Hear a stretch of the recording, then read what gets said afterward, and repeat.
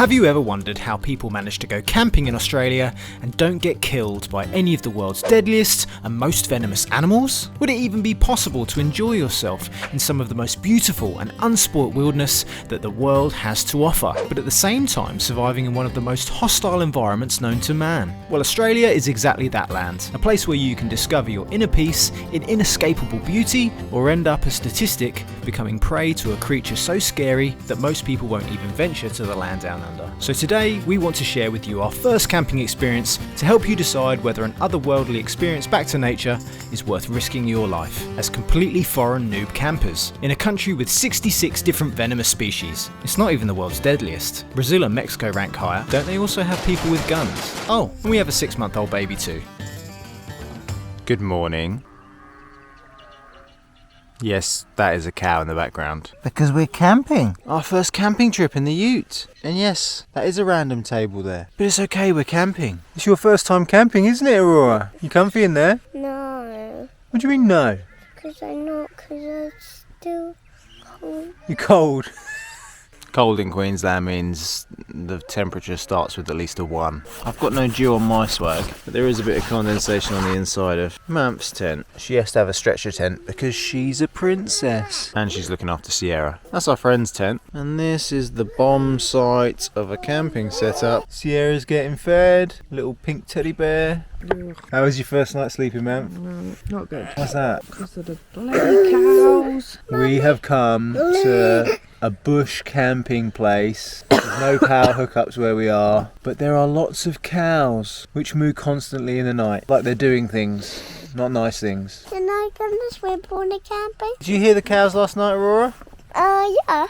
What did you think of the cows? Doing everything, you're making me up. And they're waking you up. Yeah. The true camping experience. And also it wouldn't be camping if something went wrong. So cold. Do you want a cup of coffee, Mamph? I need my coffee. Well, we can't have a coffee because the kettle we brought to boil coffee only works on this power pack. But this power pack, it's got no power. And it's the only one that has enough juice to power the kettle a little bit. So well done, EcoFlow, but not well done the idiot that used to charge the fridge all last night. Tell me you've got a gas kettle. No kettle. How'd you boil water? Didn't. Looks like we're not boiling any water at the moment. Two Muppets, they come camping, and we just don't bring anything to boil water with. So we'll get some boiling water soon. So I'm off on a mission to go and find somewhere that can boil water. Look what I found. Score! And it works. Yes. Okay, so we're in the bush campy bit, but the whole site doesn't have the bush camping experience exclusively. Well, there's a little barbecue area over here as well. It's our first camping experience in Australia. We don't even know if we've got all the right kit yet, even if we bring it all. So we can't be without some kind of civilization. That'd be crazy. Crazier than me. Milky milky for Sierra. Happy baby. And coffee for mummy. I'll wake you up a little bit. Mate, these kids are loving it. And now the sun's out. I need to take some clothes off. It's bloody boiling. Hello, Mr. Kookaburra, mate. How are you? These guys must be well fed. They're everywhere. Love a bit of wildlife when you're camping. Noisy buggers mind. So with a belly full of coffee and bacon cooked up on Mark's old Weber, we decided to see what delights Australian country towns had in store. Just turns out for Aurora, this was the best part of the trip. Kids, eh? The closest town to our bush camping experience was Kilkeven, a quaint little place with 713 people and basically one road through it. When you've had barely any sleep the night before and you're travelling with kids, this is probably the highlight.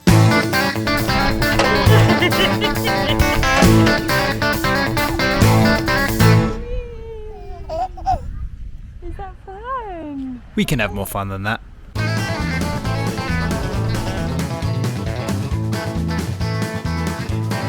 Okay, so we're not raging alcoholics, but what else is there to do besides eat and drink in a small country town? Can I come to swim on the camping? Can I come to swim on the camping? Well, there's bugger all else to do. Oh, yeah, we're going in. Pull it out. Alright, jump in. Now, normally my daughter is a massive pool jumper in her, but on this occasion, it was kind of cold. I guess you don't get heated pools bush camping. Is it good? So it turns out my nearly 4-year-old daughter has learnt to fly. fair play to the poor little bugger, it was absolutely freezing. Oh, she's cold. That's really cool. Is it? But despite all of these challenges of camping, why do we do it to ourselves? Do we do it for those opportunities to get back at one with nature and enjoy this beautiful countryside? Either waking up to a beautiful sunset or getting ready to go to bed after a warm campfire. Perhaps the opportunity to visit oversized objects in some of Australia's finest country towns. It's soft. How big is it? Really big. Even if the paintings of them end up actually being bigger. What do you think of the big pumpkin, man? It's not that big. What do you mean? It's a big pumpkin. Still a pumpkin there. Or do we do it for the bacon sarnies, the tasty campfire stew, or the warm cups of cocoa in your hand when it's freezing outside? Because it isn't for the forgotten equipment, freezing swimming pools, or the time you spend setting up and packing away. What's your favourite bit about camping, Aurora? Ants? No, that's not been your favourite bit. What's been your favourite bit about camping with your friends? What's been your favourite bit on the trip? Have a good think. Chocolate. Chocolate. What, hot chocolates? Yeah, when it's all nice and cold and you can sit there and be snuggly and you can have hot chocolate. Yeah? What's been your favourite bit of camping, man? The native wildlife, I think. What's so good about the native wildlife in Australia? Well, we saw a couple of kangaroos hop by, and then we pitched up next to a tree, and we had kookaburras constantly. You could get so close to them you could like nearly touch them. And then we had loads of rainbow lorikeet come down, and I literally hand fed them, Look, and that was quite special. how does that compare to the wildlife in the UK? Yeah, it's pretty good. I mean, what do you see in England? A fox, A rabbit? a rabbit, but you can't feed them. You can't just get run away. close to them. Yeah. Well, they've got myxomatosis. But the wildlife here is more special. And I guess for a native Australian, seeing a kangaroo, you're not really that fussed. But for us, coming here, camping in, what seems to us as like the middle of nowhere. But not the cows. Oh my god. Wouldn't exactly call that Bloody native cows. Australian Well, wildlife. they're probably native cows. But Do you get native cows in Australia? yeah, they were horrendous. The first night there was something going on. Oh, and the possum. The angry possum. Yeah, in that tree. If you've never heard what the sound of a possum makes, I'm going to put one on now. It was awful. It was like a goblin.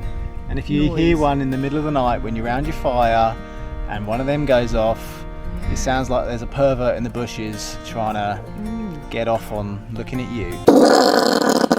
It was quite scary, and it was pitch black, and we just hear this noise, didn't we? That's Matt's pervert noise. We put the light on to see what it was, and you just saw these big eyes just stare at you. It's like a cat, isn't it?